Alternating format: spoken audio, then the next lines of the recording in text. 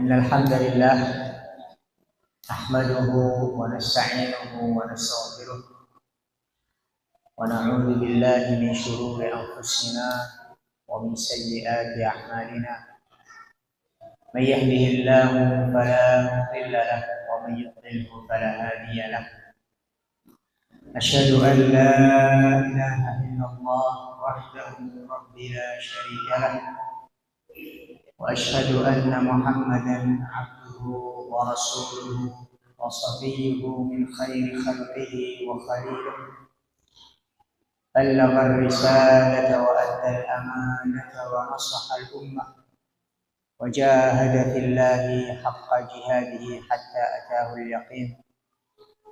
Allahumma salli wa sallim wa barik wa an'im wa zid ala nabiyyina wa habibina wa maulana Muhammadin sallallahu alaihi wasallam wa ala alihi wa ashabihi wa man tabi'ahum bi ihsan ila yaumiddin. Allahumma 'allimna ma yanfa'una wanfa'na bima 'allamtana wazidna 'ilman wa 'amalan wa fahman wa mahabatan wa jalalan.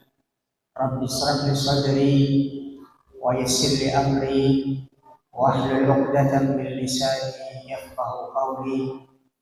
Qala Allah ta'ala fil Qur'anil 'azim ba'da a'udzu billahi minasy syaithanir rajim. Ya ayyuhalladzina amanu taqullaha haqqa tuqatih wa la tamutunna illa wa antum muslimun. Wa qala nabiyuna Muhammad fil hadits syarif, ittaqillaha haitsu ma kunta wa atbi'is sayyi'ata al-hasanata tamhuha wa khaliqin nasa bi khuluqin hasan. Alhamdulillah, jamaah salat maghrib, bapak-bapak dan ibu-ibu yang semoga senantiasa diberkahi dan dirahmati oleh Allah Subhanahu wa taala. Marilah kita buka kajian pada petang hari ini dengan memanjatkan puja dan puji kehadirat Allah Subhanahu wa taala, yang mana Allah Subhanahu wa taala masih memberikan kita kenikmatan yang begitu luar biasa, yang begitu banyak. Yang salah satu kenikmatan yang kemudian wajib kita syukuri adalah ketika kita bisa duduk di teman-teman surganya Allah Subhanahu wa taala, duduk di majlis yang dimana para malaikat menaungkan sayap-sayapnya, duduk di dalam sebuah majlis yang mana Allah Subhanahu wa taala menurunkan rahmatnya, duduk di dalam sebuah majlis yang Allah Subhanahu wa taala menyeliputinya dengan sakinah atau dengan ketenangan. Maka ini adalah satu kewajiban yang kemudian wajib kita syukuri. Benar-benar kita bersyukur kepada Allah Subhanahu wa taala. Kemudian salawat dan salam tetap kita haturkan kepada junjungan kita Nabi Muhammad sallallahu alaihi wasallam sebagai bukti bakti kita kepada beliau, sebagai bukti cinta kita kepada beliau, yang mana kita menunggu kelak di hari kiamat untuk mendapatkan syafaat dari Nabi Muhammad sallallahu alaihi wasallam. Ma'asyiral muslimin, Bapak Ibu yang dirahmati oleh Allah Subhanahu wa taala, kembali kita hidup di dunia ini hanya semata-mata kemudian untuk mencari kebahagiaan. Seorang mukmin, seorang muslim hidup di dunia tujuannya satu, yaitu untuk mendapatkan kebahagiaan. Tentu saja kebahagiaan yang mana harus dia dapatkan di dunia, terlebih lagi kebahagiaan yang harus dia dapatkan nanti di hadapan Allah Subhanahu wa taala. Dan finish atau garis finish kita, kebahagiaan puncak atau puncak kebahagiaan itu sendiri adalah ketika kita nanti melangkahkan kaki kita menuju surganya Allah Subhanahu wa taala. Ini sudah menjadi tujuan garis finish seorang mukmin. ketika dia hidup di dunia. Kemudian yang menjadi pertanyaan adalah bagaimana seorang mukmin ini menggapai kebahagiaan tersebut. Bagaimana seorang muslim menggapai kebahagiaan di akhirat? Maka di sana harus seseorang muslim mempunyai yang namanya Yang mempunyai yang namanya step, kiat-kiat atau tips yang harus ia lakukan, di dunia. Karena kalau tidak dia melakukan itu, bisa tidak akan mendapatkan kebahagiaan itu sendiri. Maka di sana ada salah seorang ulama yang beliau ini muridnya salah seorang Syekhul Islam Ibnu Taimiyah yang bernama Imam Ibnul Qayyim. Beliau memberikan sebuah nasihat dan wasiat yang sangat luar biasa yang diperuntukkan untuk kita bagi seseorang yang ingin menggapai kebahagiaan tersebut. Setidaknya ada 3 tips. Yang pertama, beliau menjelaskan kalau seorang mukmin mau mendapatkan kebahagiaan di dunia dan di akhirat, yang pertama adalah idza u'tiya syakara. Jelas. Yang pertama, ketika dia mendapatkan kenikmatan harus dia bersyukur. Maka beliau Imam Ibnul Qayyim di sini menerangkan tips pertama untuk mendapatkan kebahagiaan di dunia dan di akhirat yaitu bersyukur. B yang pertama bersyukur. Kemudian Allah Subhanahu wa taala bersabda di dalam Al-Qur'an, la in syakartum la azidannakum wa la in kafartum inna adzabi lasyadid. Sudah dijelaskan oleh Allah Subhanahu wa taala tips itu. Kalau kamu wahai seorang hamba bersyukur, maka niscaya Allah Subhanahu wa taala akan mendapat atau mendatangkan kenikmatan-kenikmatan yang lain. Tetapi kalau sebaliknya, seorang hamba yang kemudian sudah diberikan kenikmatan sehat, sudah diberikan kenikmatan waktu luang, sudah diberi kenikmatan harta, kendaraan, pikiran yang tenang, hati yang tenang, tetapi dia tidak bersyukur kepada Allah Subhanahu wa taala, maka di sana Allah mempunyai janji yang pasti akan ditepati. Bagi seorang hamba yang tidak bersyukur, maka sungguh azab Allah sangat pedih. Sudah dijelaskan itu, Pak. Nah, kemudian para ulama menjelaskan, seseorang belum dikatakan bersyukur. Seseorang itu belum dikatakan bersyukur kecuali dia mengamalkan rukun-rukun bersyukur itu sendiri. Kalaulah sholat ada rukunnya, seorang hamba kemudian ketika sholat tidak memperhatikan rukunnya, tidak melakukan rukunnya, maka bisa dipastikan sholatnya tidak sah. Maka juga bersyukur juga seperti itu. Kalau dia mau dicap oleh Allah Subhanahu wa taala sebagai hamba yang bersyukur, maka dia harus melakukan rukun bersyukur. Karena sebelum itu Allah Subhanahu wa taala sudah mengklaim bahwasanya hamba yang pandai bersyukur itu sangat sedikit. Maka Allah Subhanahu wa taala berfirman dalam Al-Qur'an, wa qalilum min ibadiya asyakur. Sungguh sangat sedikit sekali hamba-hamba yang pandai bersyukur kepada Allah Subhanahu wa taala.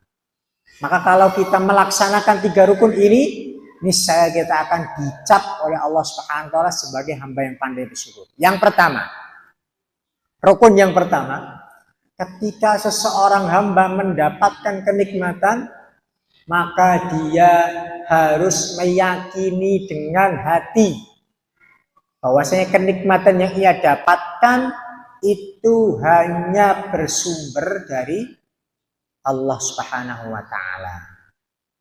Bukan bersumber dari yang lain.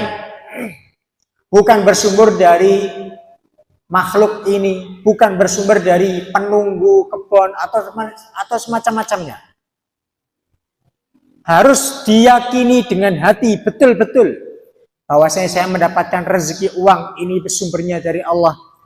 Rezeki makanan, ini sumbernya dari Allah. Rezeki kesehatan, ini sumbernya dari Allah. Orang-orang atau manusia-manusia yang kemudian menghantarkan, mengetuk pintu kita, itu hanya atau hanya sebagai wasilah, sebagai perantara. Maka ini adalah rukun yang pertama. Kalau sudah dia meyakini dengan hati, maka kemudian rukun yang kedua adalah melafadzkan dengan lisan. Melafadzkan dengan lisan. Gampang Bapak Ibu sekalian. Hanya dengan cukup mengucapkan kalimat sakral, yaitu alhamdulillahirabbil alamin. Rukun yang pertama sudah meyakini dengan hati. Rukun yang kedua sudah melafadzkan dengan lisan. Maka rukun yang ketiga itu menggunakan kenikmatan itu sendiri untuk menggapai ridhonya Allah Subhanahu wa taala. Menggapai ketaatan, kenikmatan itu harus kita gunakan untuk melakukan apa yang diperintahkan Allah Subhanahu wa taala dan menjauhi apa yang dilarang Allah Subhanahu wa taala. Maka tata caranya bersyukur. Sehat niku Bapak Ibu sekalian, itu kenikmatan. Maka caranya kita menggunakan kesehatan itu untuk beribadah kepada Allah. Harta itu kenikmatan. Maka caranya kita gunakan harta itu untuk menuju ketaatan kepada Allah dengan infak, dengan apapun sekali itu. Juga badan kita nih Bapak Ibu sekalian. Badan kita dari ujung rambut sampai ujung kaki itu semuanya kenikmatan titipan Allah Subhanahu wa taala.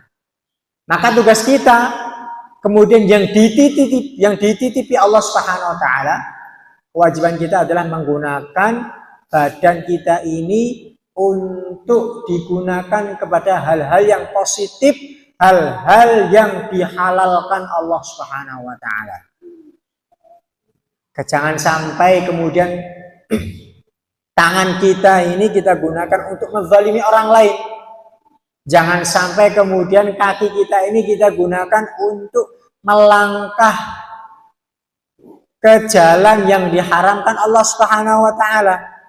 Jangan sampai kemudian penglihatan kita, mata kita ini kita gunakan untuk melihat hal-hal yang haram. Mulut kita juga sama.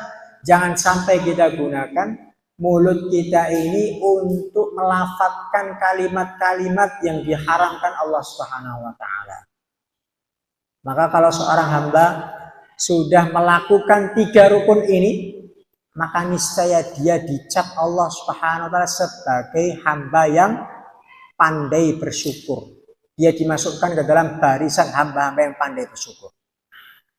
Karena sungguh jamaah sekalian, kenikmatan yang Allah berikan kepada kita itu sifatnya sementara. Sifatnya sementara. Kenikmatan itu tidak selalu ada. Tidak mungkin seorang hamba itu mempunyai kenikmatan yang kemudian sampai mati dia ada. Harta itu kenikmatan yang sementara. Kadang orang mempunyai harta banyak kaya raya. Kadang dalam suatu kejadian langsung Allah SWT hilangkan harta itu. Kesehatan juga sama. Kesehatan itu juga kenikmatan. Suatu saat dia juga pernah akan jatuh sakit. Dan kenikmatan-kenikmatan yang lain. Karena hakikat kenikmatan itu hanya sifatnya sementara. Kalaulah kita tidak pandai-pandai menjaga kenikmatan tersebut, kita tidak pandai menjaganya, kita tidak, ketika diberikan amanah oleh Allah Subhanahu wa taala, kita tidak memanfaatkan amanah tersebut, maka sewaktu-waktu Allah bisa mencabut kenikmatan yang ada di dalam diri kita sewaktu-waktu tanpa ada tanda sekalipun, dihilangkan begitu saja. Wal'iyadu billah. Maka satu tips agar kita mendapatkan kebaikan di dunia dan di akhirat, yang pertama adalah bersyukur. Bersyukur. Tips yang kedua, jamaah yang dirahmati oleh Allah Subhanahu wa taala, yang diwasiatkan oleh Ibnul Qayyim, yang kedua adalah idza batuliya sabara. Ketika dia mendapatkan ujian dia bersabar. Jadi B yang kedua adalah dia bersabar. Bersabar. Subhanallah, Soal kita hidup di dunia ini semuanya ujian. Gini apa buatan? Dunia itu semuanya ujian. Tidak ada yang namanya tidak ada ujian. Semua diuji di dunia. Subhanallah, kita tidur nih Pak, capek. Tidur di dunia itu capek. Dan itu ujian. Semuanya ujian. Harta itu ujian. Anak itu juga ujian. Istri itu juga ujian. Suami itu juga ujian. Semua yang berada di dunia ini semuanya ujian dari Allah Subhanahu wa taala. Maka ujian itu hasilnya cuma dua.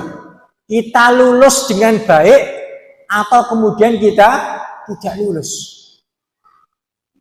Kita lulus kemudian masuk ke dalam surga. Tidak lulus, maka kemudian kita dimasukkan ke dalam neraka, simpel. Maka kadang Bapak Ibu sekalian, kita kemudian ketika mendapatkan ujian dari Allah, kita itu merasa bahwasanya kitalah hamba yang paling naas, yang paling apa bahasanya nih Pak? Ketika kita mendapatkan ujian dari Allah, kita merasa bahwa ujian kita yang paling berat. Masya Allah nggak ada duit. Ya Allah, kenapa nggak ada duit? Paling kemudian berat sekali ujiannya. Ketika kemudian sanak familinya meninggal dunia, kita merasa ya Allah, kenapa harus saya? Padahal sudah disebutkan Rasulullah Shallallahu Alaihi Wasallam bahwasanya ujian yang paling berat adalah ujiannya para nabi dan rasul. Kita ini manusia biasa, jemaah sekalian. Kita ini manusia biasa. Ujiannya belum seberat ujian para nabi dan rasul terdahulu. Salah satu contohnya Nabi Nuh alaihi salam. Nabi Nuh alaihi salam ini adalah seorang nabi ulul azmi yang pertama yang beliau diutus oleh Allah SWT sebagai nabi dan berdakwah selama 900 kurang lebih berapa tahun? 950 tahun. Tetapi bayangkan, yang kemudian mengimami Nabi Nuh hanya segelintir orang. Coba, bagaimana kesabaran Nabi Nuh alaihissalam ketika menghadapi kaumnya yang kemudian tidak mau menerima dakwah beliau. Kita kadang-kadang Bapak Ibu sekalian, ketika kita menasihati, simpel menasihati anak kita, kemudian anak kita tidak mau mendengar nasihat kita, kemudian kita marah-marah. Atau kita menjadi guru, ketika kita menasihati santri-santri kita, murid-murid kita, kemudian murid kita tidak mau mendengarkan nasihat yang kita berikan kepada dia, kita marah-marah.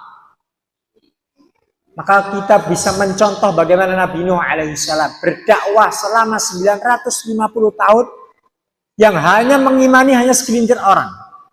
Dan dia kemudian Nabi Nuh dicap atau dilabeli sebagai ulul azmi, nabi yang mempunyai sifat kesabaran yang tinggi.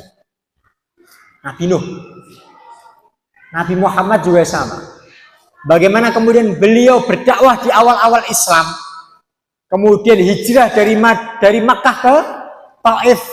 Sesampainya di Taif beliau tidak terima, tetapi beliau kemudian dilempari penduduk-penduduk Taif sampai beliau berdarah. Sampai darahnya beliau kemudian menetes di muka bumi. Kemudian beliau beristirahat di sebuah pohon, didatangi oleh malaikat penjaga gunung. Wahai Muhammad, kalaulah kamu ingin aku timpakan gunung itu kepada penduduk Taif, niscaya dengan izin Allah aku akan lakukan. Maka apa yang dia ucapkan Nabi Muhammad? Jangan.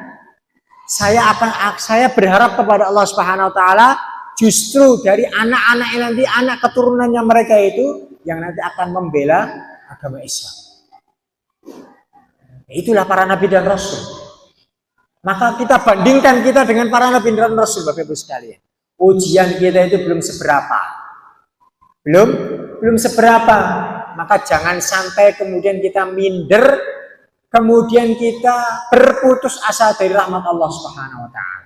Bahwasanya kita merasa hamba yang paling berat ujiannya. Tidak. Karena Allah Subhanahu wa taala sudah berfirman, la yukallifullahu nafsan illa wus'aha. Seseorang itu diuji dengan apa? Sesuai kemampuan dia. Maka ketika dia diuji, pasti seorang tersebut akan bisa melewati ujian tersebut. Tugas kita hanya bersabar. Salah satu kemudian cerita yang mungkin ada beberapa jamaah yang sudah pernah mendengar. Salah seorang sahabat dari kalangan perempuan yang mempunyai kegigihan, yang mempunyai kesabaran yang luar biasa. Beliau bernama Ummu Sulaim. Seorang sahabat perempuan bernama Ummu Sulaim yang dikenal dengan kesabaran yang sangat luar biasa. Dikisahkan dalam hadis yang panjang. Beliau itu mempunyai anak bernama Anas bin Malik.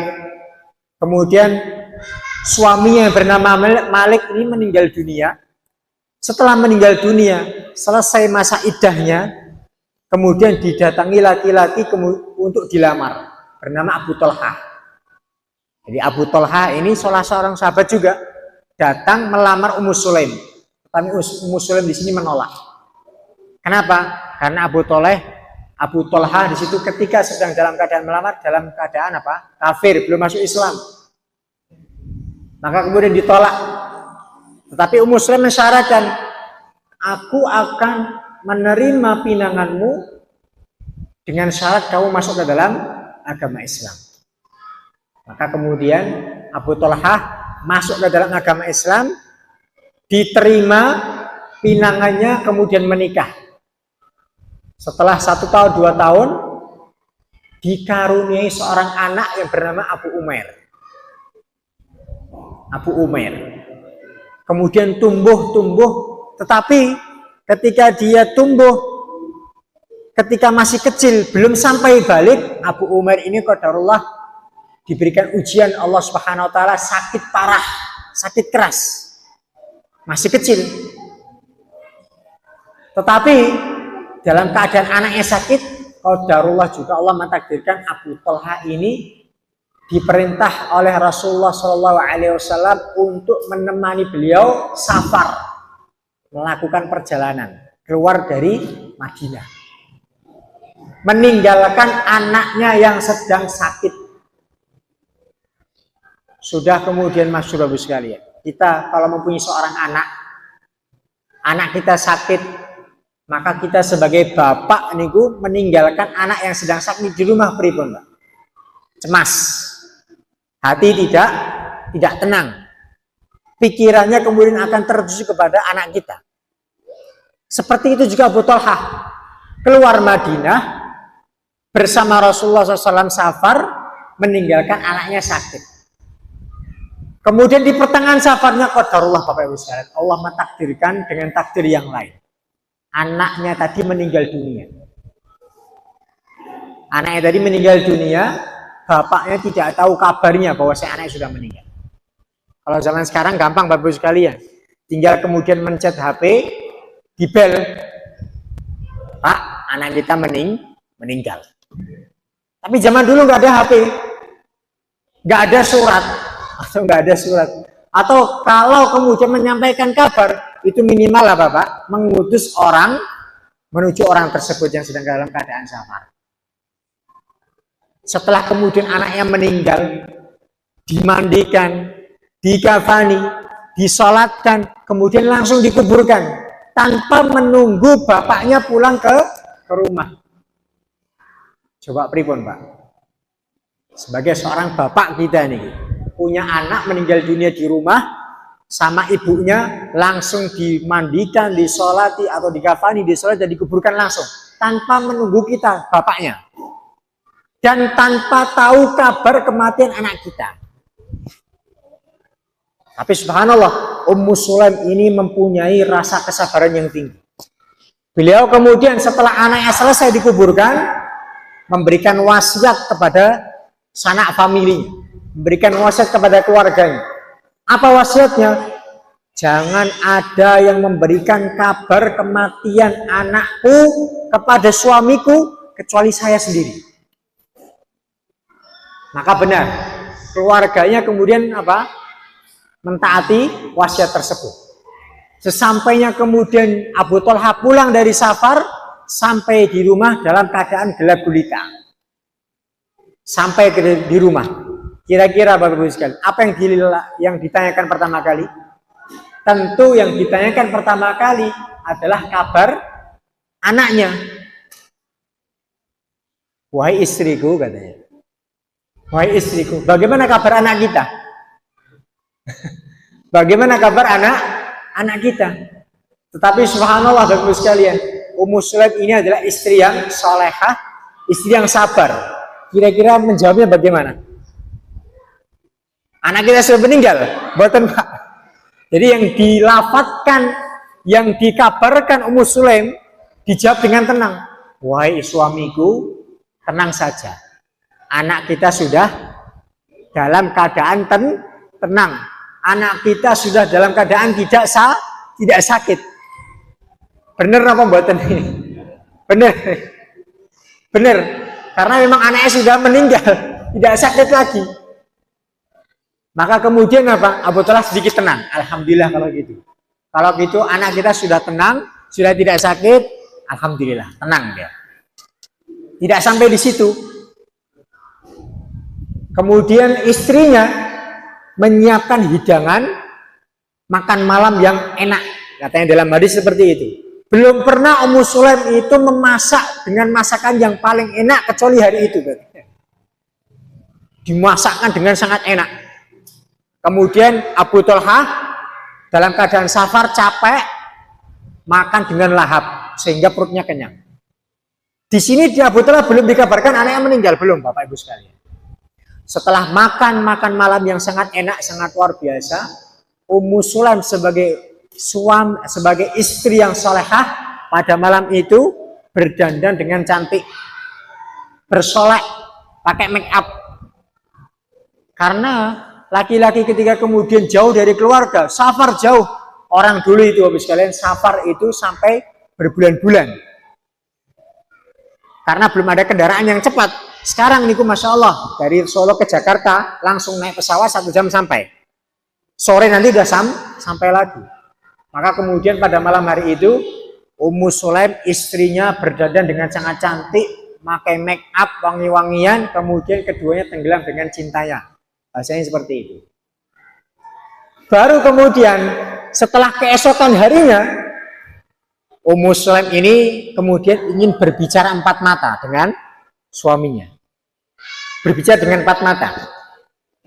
Wahai suamiku, bagaimana pendapatmu apabila ada salah seorang yang meminjam barang pinjaman, tetapi setelah barang itu diberikan, setelah dia meminjam selesai, barang itu diminta oleh pemilik aslinya.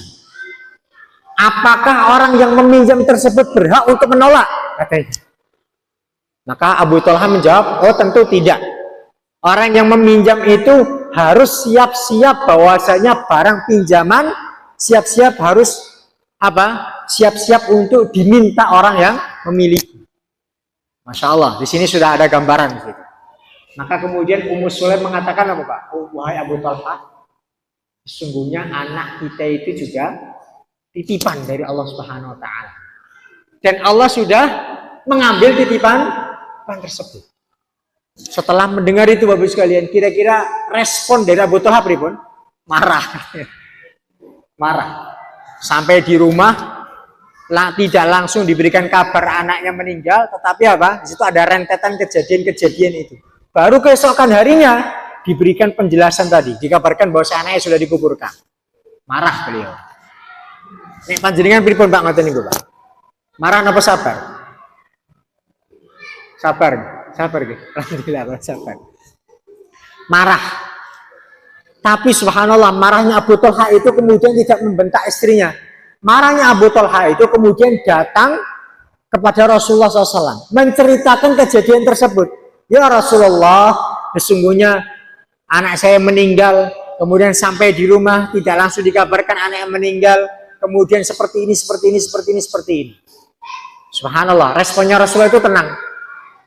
Kemudian hanya satu doa beliau.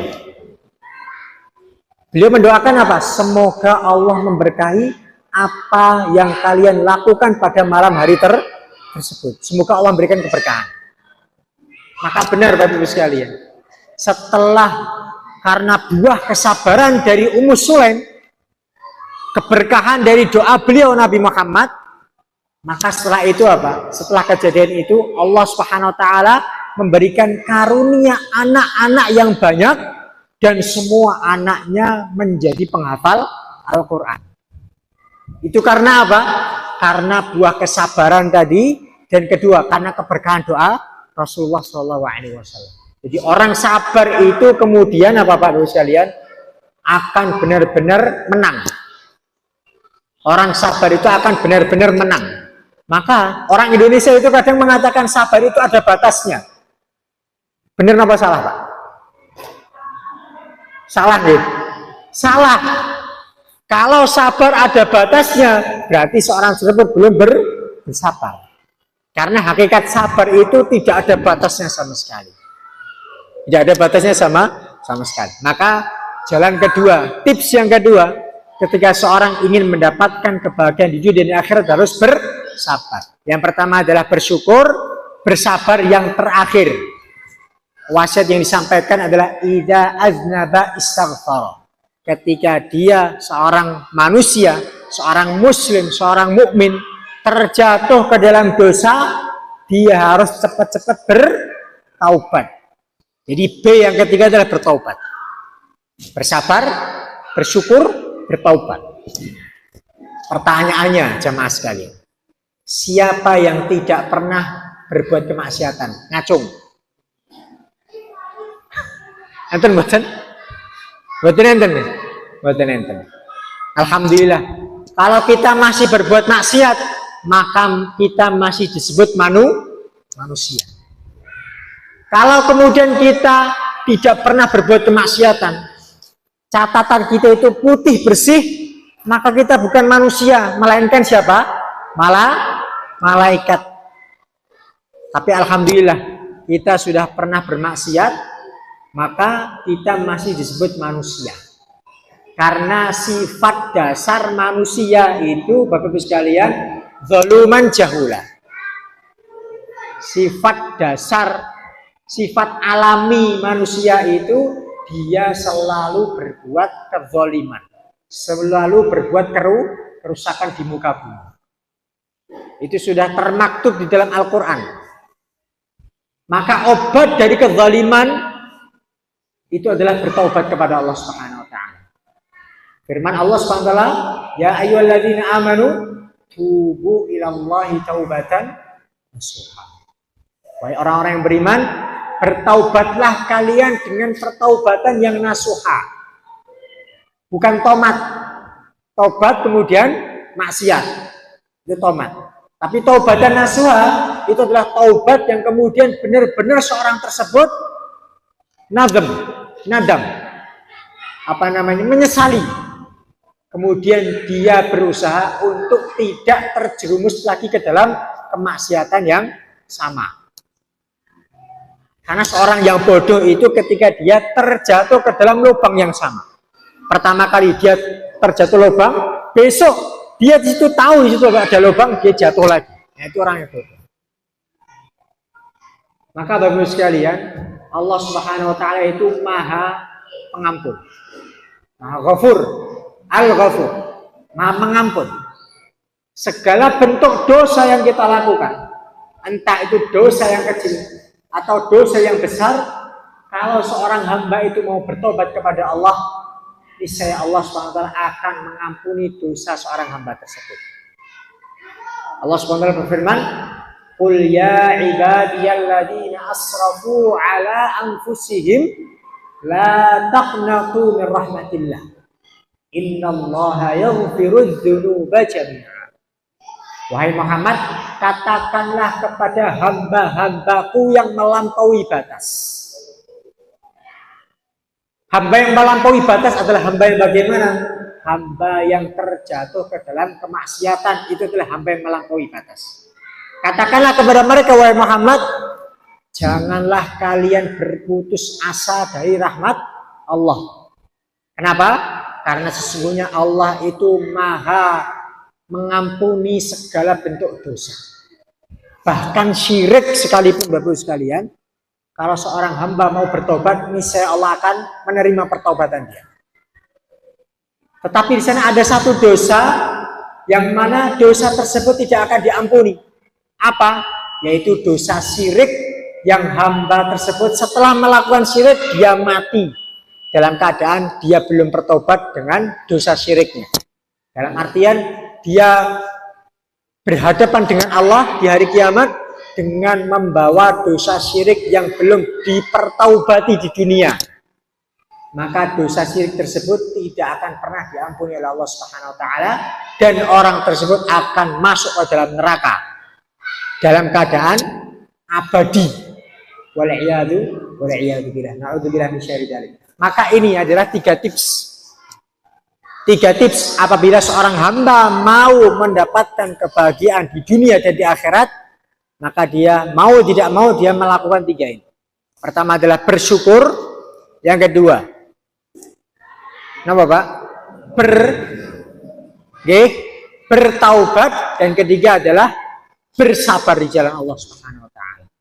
Maka monggo mari kita berdoa kepada Allah Subhanahu wa taala untuk agar Allah selalu memberikan kita taufik untuk melakukan apa yang diperintahkan Allah Subhanahu wa taala, menjalankan apa yang diperintahkan Allah, dan menjauhi apa yang dilarang oleh Allah Subhanahu wa taala, dan melakukan 3 tips tadi. Dengan itu kita semoga diberikan kebahagiaan di dunia dan di akhirat, sehingga kita nanti berkumpul di surganya Allah Subhanahu wa taala dengan saudara-saudara kita, dengan anak-anak kita, dengan istri-istri kita, dan dengan teman-teman kita, dan kemudian kita dikumpulkan Allah Subhanahu wa taala dengan para nabi dan rasul. Allahumma amin. Kita cukupkan sekian.